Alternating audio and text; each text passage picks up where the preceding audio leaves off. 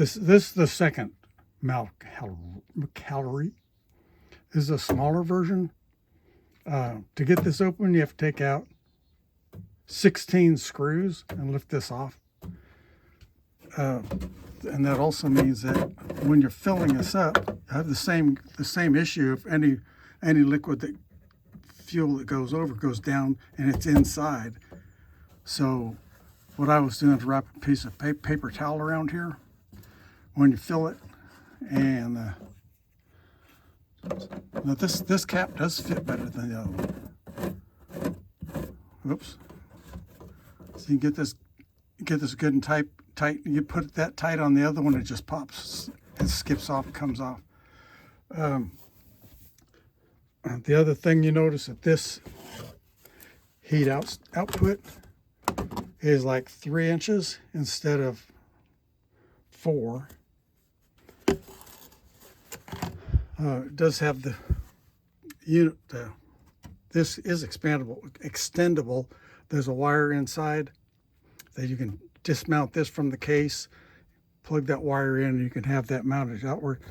This has a remote, an external remote. The biggest issue when I tested this one was this pump sounded like this. Nope, louder than that. Yep, a lot like this. That's how loud this pump sounded. So I spent an extra $30, $25 for a new pump and replaced this pump. And now it's almost completely silent. So this model, I don't recommend it just because unless you don't care about how much noise it makes, you're going to have to spend some extra money and time to replace the pump on it. What model is this one? This is a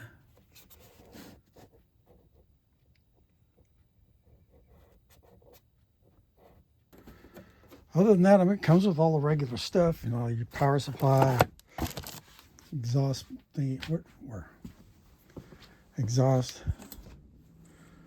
It comes with an exhaust. Now the corners, the elbows, and they're handy. Also this little screen, I put a little screen on the end just because when it's off, you don't want bugs and stuff crawling up in there and make a nest.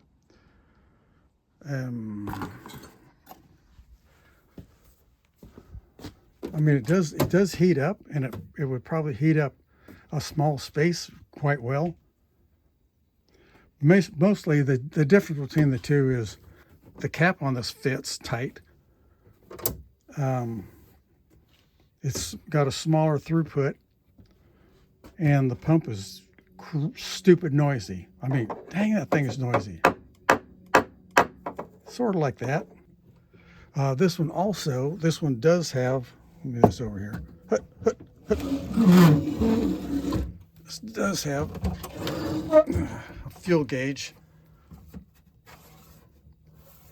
So that helps.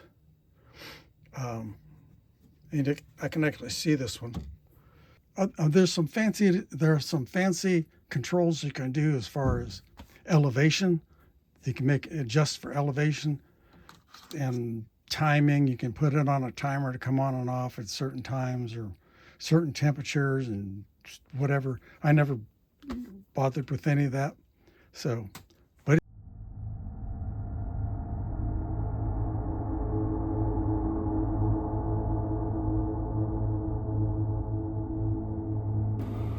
I have a power supply. I also have CO2 and meter here, which is reading 0. These are gas fumes and CO2, temperature, and now there's a couple of things like this doodad. It's supposed to be a air director, which may be handy in some places, but I found that it's irrelevant. It really doesn't help. Muffler, which technically doesn't really do anything, because on on the output, now that's hot.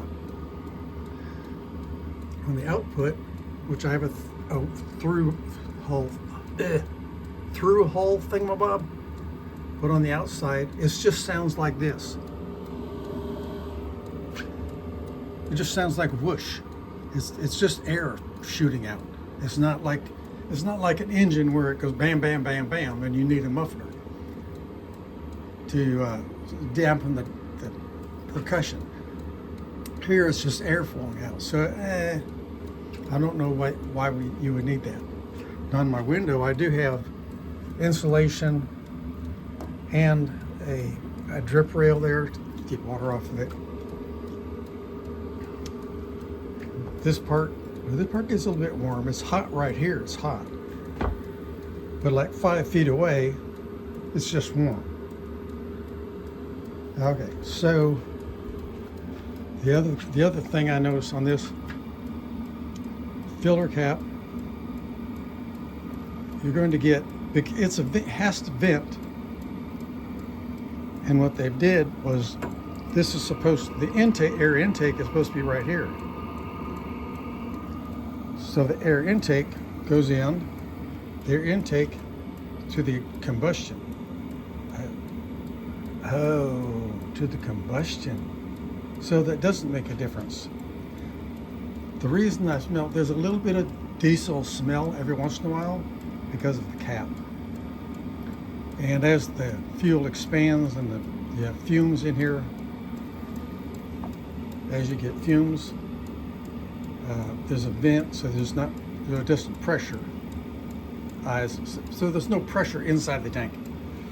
And so you get a little bit of fumes every once in a while. And those fumes will drive over here. And this is the intake. When this fan pulls the air in right here, the air goes in across outside. It goes outside of the burn chamber. It goes outside of the burn chamber and across the burn chamber, picks up the heat from the burn chamber and shoots it out here. This takes air in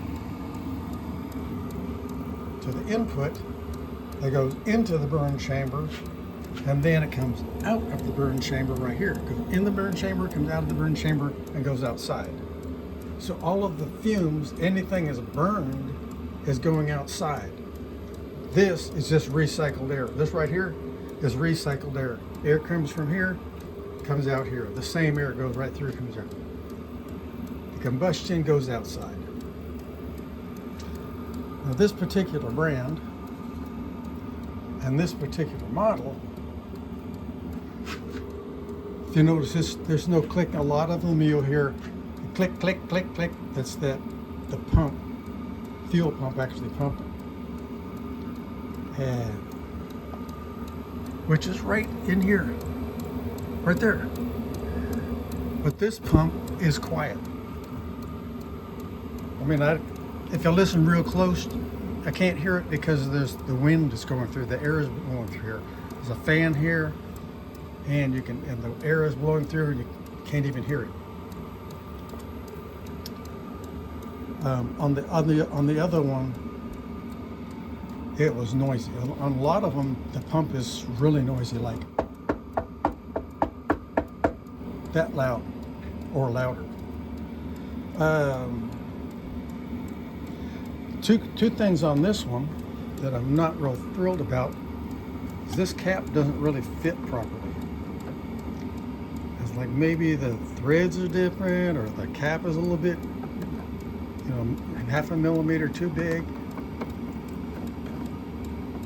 This just wobbles around too much. If you tighten it up too much, it pops.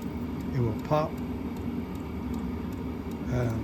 The other thing is, when you're filling this, if you spill, anything that spills goes right down here and comes out on top of the fuel tank. And there's no way to clean that. There is a bar here, a pad here, a separator. It's supposed to be protecting, or is it? No, that's not. Okay, it's a separator. Anyway, put that back on here.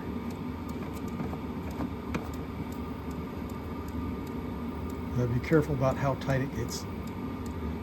That I'm fairly certain that should be able to go a lot tighter than that. Now I marked this. Now there's no way to tell how much fuel's in here, so I cut this little hole to try to see it, but it's too dark. You really can't tell anyway. So I just went ahead and marked it. So this is the high line, the low line. If the fuel is right here, you still have about 20-30 minutes of burn time on level 2. And so half, quarter, 3/4, full. The red line I've got here is, if it goes up to this line, then it's right at the top of the field. Anyway, the other thing, I just leave the door open. This is fine for outside. Indoors, I'm leaving this open because of this radiates heat right here, and that radiates heat right down there. The exhaust radiates heat. I almost touched it. The exhaust radiates quite a bit of heat right in through here. So this heat rises up, this heat comes out, and it makes it easy to see the level of fuel.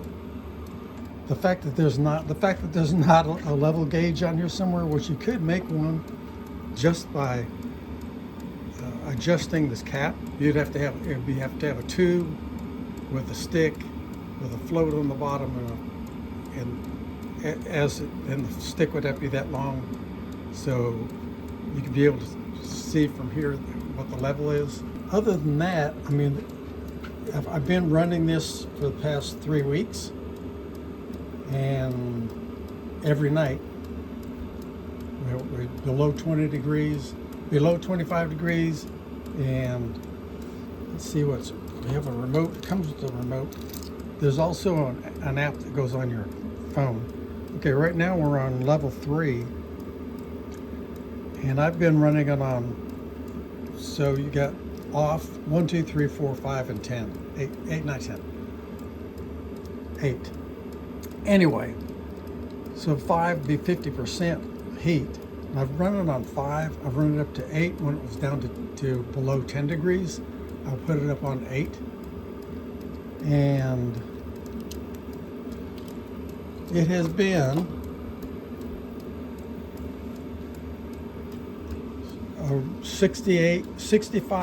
over 65 degrees in the house.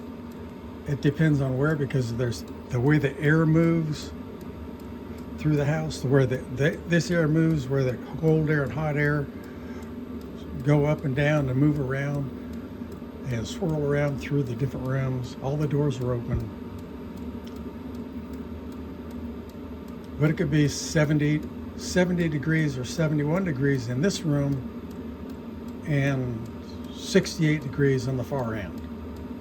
But that still keeps from central air from coming on.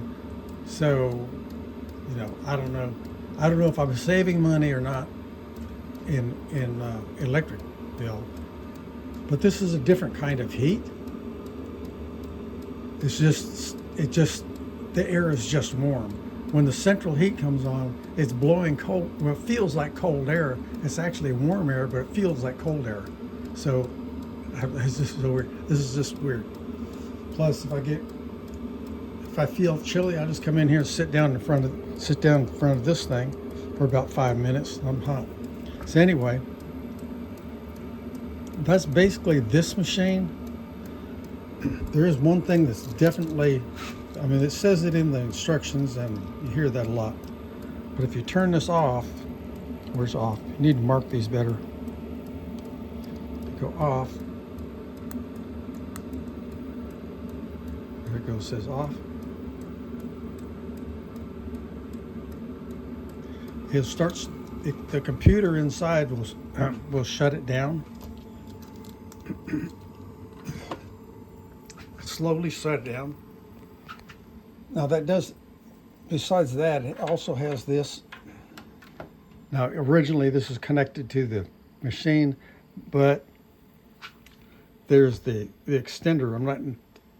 Anyway, you see it cools off, And what it does, it shuts the fuel off, and the fan keeps running at a certain amount. The fan keep running, and basically make sure that all the fuel is burned out of the burn chamber, and everything cools down in a nice slow manner, and everything, mostly cleaning out the fuel chamber so that it doesn't clog up. So always shut it down properly and let it cool down properly. Now, as far as camping, it's not that heavy. It's, you know, I mean, if I would definitely go camping with this. I have no issues with that part of the thing at all. Referring to mostly was the problems that I see is not being able to see the fuel level. Cap is a little bit loose, doesn't really fit properly, and you have to be extra careful about, you know, maybe put a rag up here, put a paper towel when you go to fill it.